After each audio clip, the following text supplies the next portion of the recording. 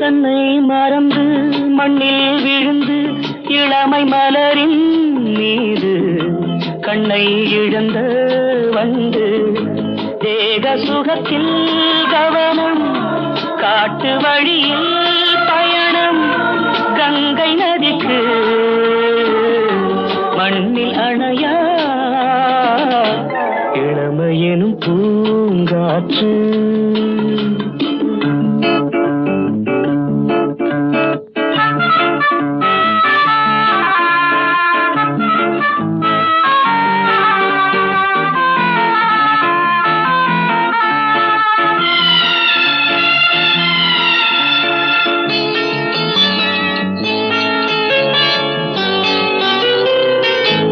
அங்கம் முழுதும் பொங்கும் இளமை இதம் பதமாய் தோன்ற அள்ளி அணைத்த